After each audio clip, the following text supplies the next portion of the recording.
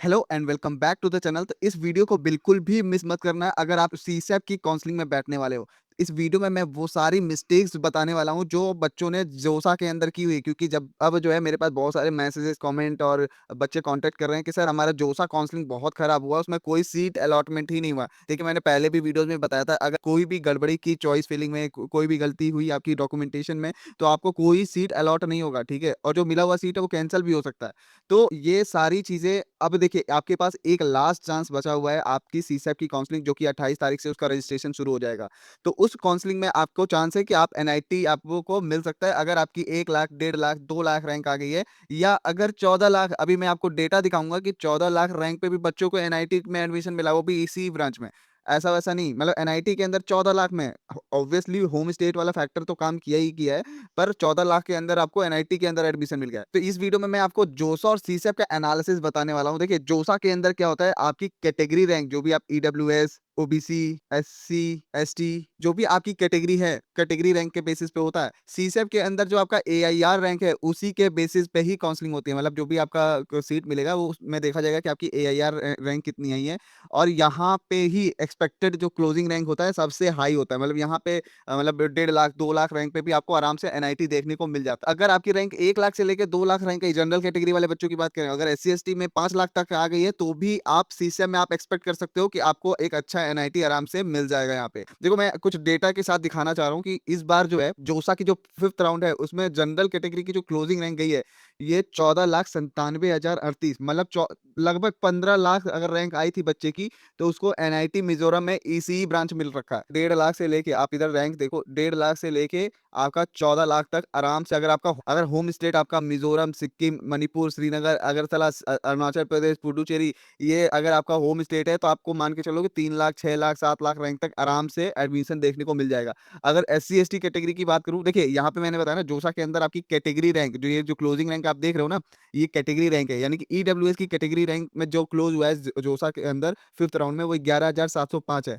तो ओबीसी की जो क्लोजिंग गई है, वो 28,734 गई है। ठीक है, यानी लगभग 1.5 लाख अगर आपकी एआईआर रैंक आई है, तो यहाँ पे बच्चे को आराम से एनआईटी के अंदर एडमिशन मिला हुआ है। ठीक है, अगर आपकी सीसैप में, अगर आप सीसैप में पार्टिसिपेट करो ओबीसी वाला बच्चा, तो आप मान के चलो 2 लाख, 2.5 लाख तक आराम से आपको मिल जाएगा। ये अदर स्टेट कोटा की भी बात कर रहा हूँ। ठीक है, अगर एससी की बात करें कि एससी कैटेगरी की जो है क्लोजिंग रैंक कितनी गई थी, तो 11,600, ये कैटेगरी रैंक बता रहा हूँ बच्चों, इसको एआईआर रैंक से मत कंपेयर करना, क्योंकि जोसा के अंदर आपका क्लोजिंग रैंक जो होता है, वो आपकी कैटेगरी रैंक के बेसिस पे ही काउंसलिंग होती है।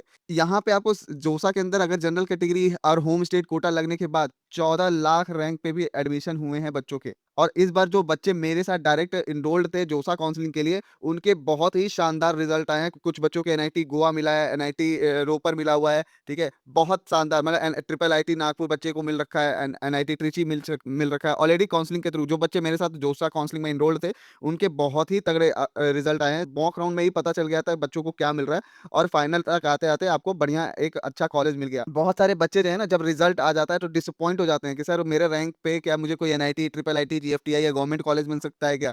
ठीक है, और बहुत सारे बच्चों को नॉलेज नहीं होता चॉइस फिलिंग का, होम होम स्टेट का जो है रिलैक्सेशन किस तरीके से मिलता है, कैटेगरी सीट का फायदा कैसे लोगे, पोर्टल का एल्गोरिदम किस तरीके से काम करता है, इसका नॉलेज नहीं होता है। जैसे बच्चे जो है कुछ भी रैंडम चॉइसेस फिल कर देते हैं, और जिसका रिजल्ट ये निकलता है कि कोई कॉलेज अलॉट नहीं होता है। जब जोसा के अंदर आप बैठते हो तो आपको 2000 से ज्यादा ऑप्शन शो होते हैं चॉइस फिल करने के लिए, सारे ब्रांचेस के लिए। ठीक है, तो वहां पे आपको अपने रैंक, कैटेगरी, होम स्टेट के बेसिस पे एक प्रेफरेंस लिस्ट बनानी पड़ती है, चॉइस लिस्ट, जिसको जो आप रिसर्च बेस्ड बनाते हो। ठीक है, उसके बाद जब अगर आप काउंसलिंग करने बैठते हो, तो आपको एक अच्छा 100% रिजल्ट मिलता है, जैसे कि मैंने आपको ये दिखाया। ठीक है, इन बच्चों की, सारे बच्चों की चॉइस फिलिंग मैंने की हुई थी, और 100% रिजल्ट रहा है इस बार का, जो भी बच्चे मेरे साथ इनरोल रहे हैं काउंसलिंग में। ठीक है, अगर आप एक्सपर्ट काउंसलिंग प्रोग्राम में इनरोल होते हो, तो आपकी प्रोफाइल की एनालिसिस करके एक डिटेल्ड कॉलेज रिपोर्ट तैयार की जाती है, और एक्सपर्ट गाइडेंस मिलता है। अगर कोई भी डाउट होता है, कुछ भी चीजें, डॉक्यूमेंट कैसे प्रिपेयर करना है, किस फॉर्मेट में रखना है, या कोई भी एक्स्ट्रा क्वेश्चन जो आपके माइंड में आता है काउंसलिंग के रिगार्डिंग, तो आप 1 to 1 कॉल करके बात करके अपने क्वेश्चन को रिजॉल्व कर सकते हो।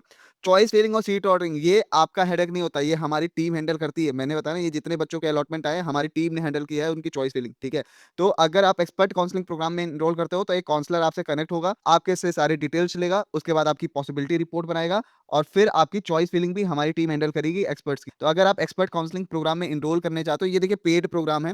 आप काउंसलर से बात करके संतुष्ट हो कि हाँ भैया ये काउंसलर बढ़िया है, इनसे हम काउंसलिंग करवा सकते हैं, तभी आप इस एक काउंसलिंग प्रोग्राम में एनरोल हो, ठीक है? ये पेड प्रोग्राम है। अगर आप एक्सपर्ट काउंसलिंग प्रोग्राम में एनरोल होते हो, तो आपकी 100% गारंटी है कि बेस्ट से बेस्ट पॉसिबल एडमिशन कराया जाएगा। अगर आपका 1% भी चांस है NIT, triple IT, GFTI government college का, तो वो जो भी बेस्ट हो सकता है वो आपके आपके रैंक के अकॉर्डिंग दिलाया जाएगा काउंसलिंग के थ्रू। तो इस वीडियो में बस इतना ही। मिलते हैं आपसे अगले वीडियो में। कोई भी डाउट हो, कोई भी क्वेश्चन हो, तो इस वीडियो के नीचे डिस्क्रिप्शन में आप कमेंट करके बता सकते हो। मैं नेक्स्ट वीडियो में उस टॉपिक को कवर कर दूंगा। तो अगर आप काउंसलिंग सपोर्ट लेना चाहते हो सीसैप के लिए, तो इस नंबर पे कॉल करके एक्सपर्ट काउंसलर से बात करके काउंसलिंग सपोर्ट ले सकते हो। तो मिलते हैं आपसे अगले वीडियो में, तब तक के लिए गुड बाय।